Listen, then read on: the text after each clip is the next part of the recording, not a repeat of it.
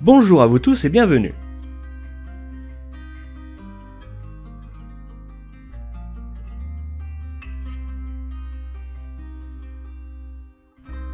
Aujourd'hui, je vous emmène à la découverte de Boissy-Fresnois. Boissy-Fresnois est un village de 994 habitants, officieusement appelé Buxéens et Frénéiens. Il se situe sur le plateau de la Gombrie, au nord-est de Nanteuil-le-Haudouin et à l'ouest de Bay, à proximité immédiate de la Nationale 2. Le village est constitué de deux anciennes communes rattachées ensemble peu après la Révolution. Il y avait Boissy-les-Gombries et Fresnois-les-Gombries. Ces deux communes portaient le nom jadis de Boissiacum, dont l'origine est le bois ou le buis, et Francium, dont l'origine est le frêne. Il semble donc que le bois du Roi au nord de Boissy-Fresnois était plus étendu et côtoyait le village autrefois. Comme nous l'avons vu à Villers-Saint-Genès, des bois entiers ont été défrichés pour permettre la culture des terres, cela a probablement été le cas ici aussi. La terre et seigneurie de Fresnois-les-Gombries relevait du château de Nanteuil.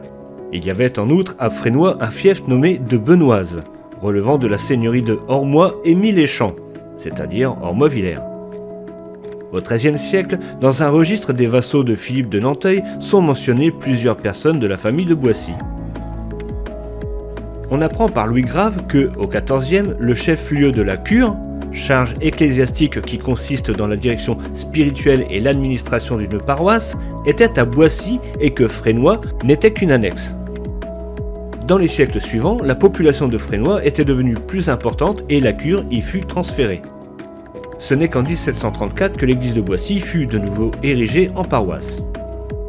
Au milieu du XVe, la terre de Fresnois appartenait à un certain Jean de Saint-Romain, qui put y ajouter un autre fief, celui de Guillaume Benoise. Il y avait à Fresnois un ancien château seigneurial qui fut détruit à cause de son état complet de délabrement. Madame Bahut, maire de Boissy-Fresnois, a eu la gentillesse de me faire parvenir quelques pages d'histoire racontées par des anciens du village sur la Seconde Guerre mondiale et dans ces documents, un petit passage m'a quelque peu interpellé. Dans un témoignage de M. Simon Cailleux, il dit avoir vu un avion américain tomber près de Villers-Saint-Genès. 3 soldats sont parvenus à sauter à temps.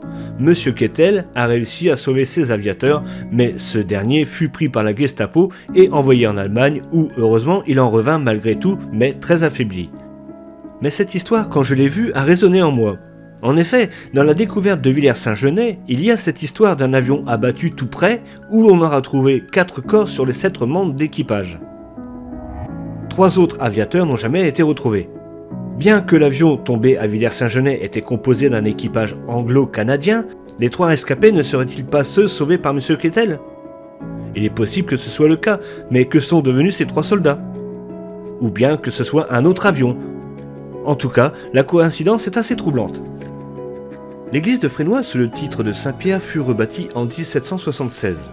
Elle s'est écroulée en 1816 et l'on a refait, avec les vestiges du clocher, une petite chapelle par souscription volontaire. Et une des cloches de Fresnois a été transférée dans le clocher de l'église de Boissy pour remplacer une cloche fendue. Justement, allons découvrir l'église de Boissy-Fresnois. L'église Saint-Étienne a retrouvé tout son intérêt à la suite de travaux de restauration effectués en 1995 et 1996. D'un édifice bâti dans les années 1130 et qui comprenait alors une nef unique et un chœur de 2 travées, un plan très classique à l'époque, reste la première travée du chœur fortement déformée au nord-est et qui sert de base au clocher reconstruit tardivement. C'est durant la seconde moitié du XIIIe qu'une chapelle de 2 travées est construite au sud du chœur. C'est au début du XVIIIe que la nef est dotée de bas-côtés de style gothique tardif. Celui du nord a disparu. On peut d'ailleurs voir qu'une porte et une fenêtre étaient ouvertes à l'origine sur le bas-côté sud. La façade est constituée d'un portail en anse de panier entouré de 2 contreforts et de 2 fenêtres qui rappellent le style roman de sa construction. Un porche qui devait exister, si l'on en croit cette photo de M. Dominique Vermand, a été rebâti vers 2019. À remarquer les très belles fenêtres à remplage du côté sud de l'église.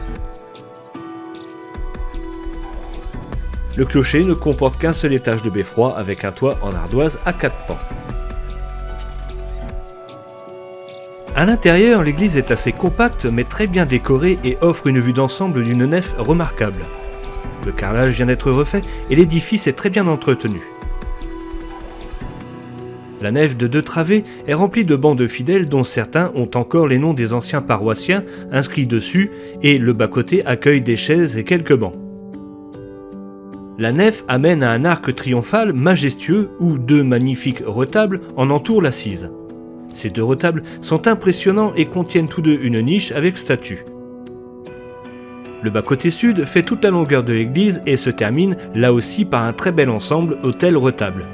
On peut considérer cet endroit comme une chapelle du chœur dédiée peut-être à Saint-Guillaume ou Saint-Médard ou encore Saint-Nicolas selon les habitants du village.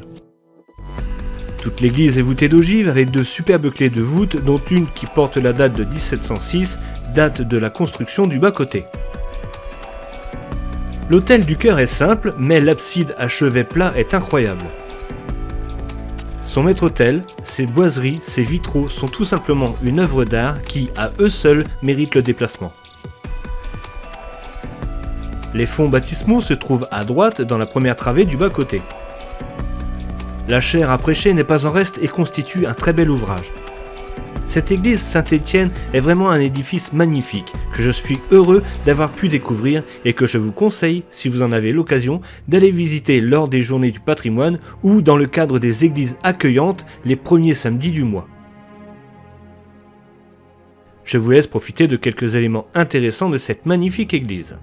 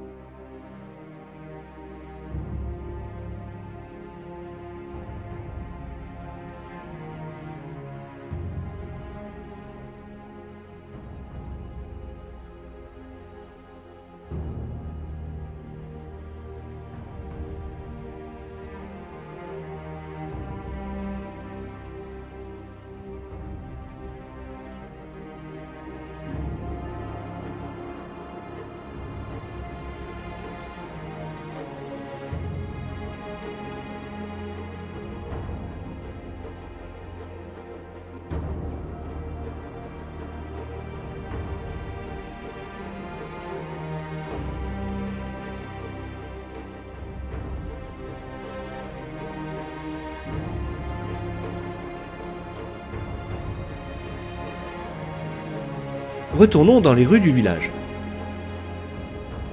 Le monument aux morts est situé rue Jean Charon, près du terrain de football. J'aimerais faire une petite parenthèse pour vous dire, justement, que dernièrement, lors des commémorations du 11 novembre, le vice-président de l'association d'histoire et d'archéologie de Nanteuil-le-Haudouin, M. Bartier, a aidé à faire sortir de l'oubli 4 Bucéens frénéens tués lors de la Grande Guerre et qui n'étaient pas inscrits sur le monument aux morts.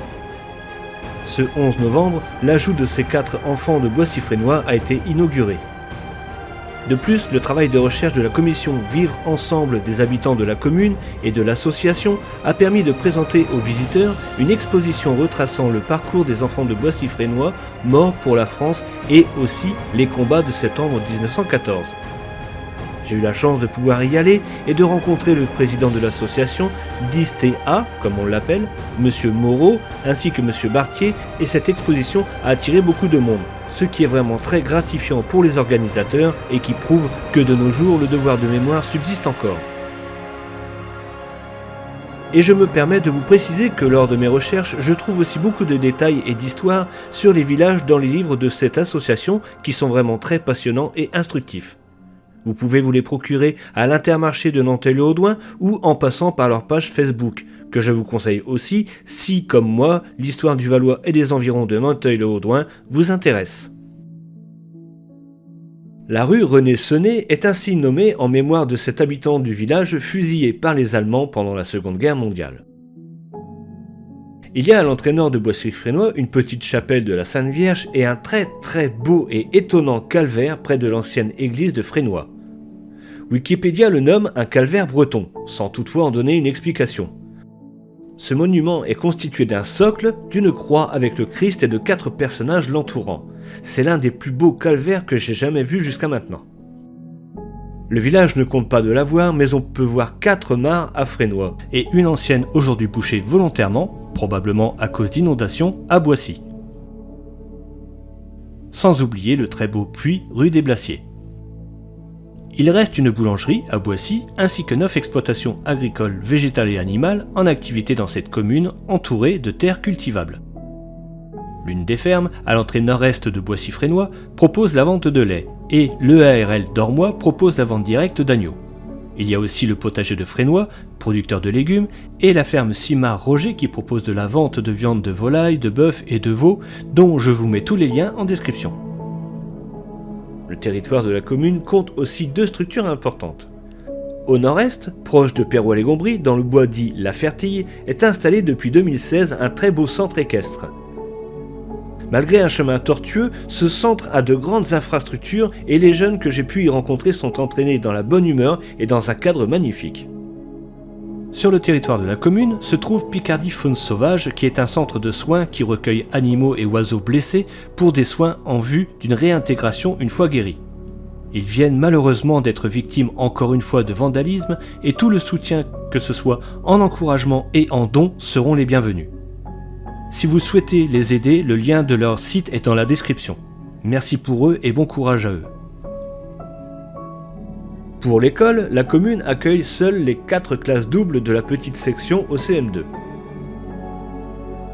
Une petite anecdote transmise par Madame Bahut raconte que l'ancien maire du village, au début du XXe siècle, je pense, prenait sa remorque derrière son tracteur pour emmener sur des ballots de paille les habitants du village à la foire de Crépy-en-Valois. Et avant que l'électricité ne soit automatisée, une certaine Madame Lefebvre, qui habitait près de la place de l'église, était chargée d'allumer chaque jour les lumières publiques. Souvenir d'une époque où les gens savaient encore ce qu'était l'entraide et la solidarité. Boissy-Fresnoy compte aussi un parc de jeux avec terrain de basket, city-stade, table de ping-pong et une aire de jeux pour jeunes enfants. Il existait autrefois un moulin à vent, je suppose, sur la route de Fresnoy à Villers-Saint-Genêt. Il était appelé Moulin de la Trouée. On en trouve la trace sur ce plan ancien et sur cette photo. Il y a sur certaines maisons de Boissy-Fresnoy des fresques et sculptures, dont celle très belle que l'on peut voir sur la façade d'une maison et que l'on nomme la Dame au bois qui surveille les passants. Pour finir, je voudrais revenir sur un événement que si vous êtes abonné, vous vous rappellerez peut-être. Dans la découverte du village de Lévignan, j'avais parlé d'un concert de Johnny Hallyday donné dans les années 70 sur le stade de foot. Eh bien, le 18 décembre 1976 devait avoir lieu un concert de ce même Johnny Hallyday à Boissy-Fresnoy, qui malheureusement n'a pu avoir lieu faute de moyens de sécurité et de manque de puissance électrique. Je suppose naturellement que c'est à la même période qu'avait eu lieu le concert de Lévignan, dont j'ignorais la date. Voilà. C'est ici que se termine la découverte de ce village dont je connaissais surtout les mares dans lesquelles j'allais patauger lorsque j'étais enfant et que je passais des vacances chez ma sœur et mon beau-frère, Monsieur Carrier-Claude et Patricia, décédés depuis peu et à qui je dédie cette vidéo. Je tiens à remercier Madame Bahut, maire de Boissy-Fresnoy, pour son aide et son accueil, ainsi que toutes les personnes qui m'ont aidé dans la préparation de cette vidéo. J'espère que cette vidéo vous a plu, et si c'est le cas, n'hésitez pas à mettre un commentaire et un j'aime, et n'oubliez pas de vous abonner et d'activer la petite cloche pour ne pas manquer les prochaines découvertes. A bientôt. Au revoir Boissy-Fresnoy.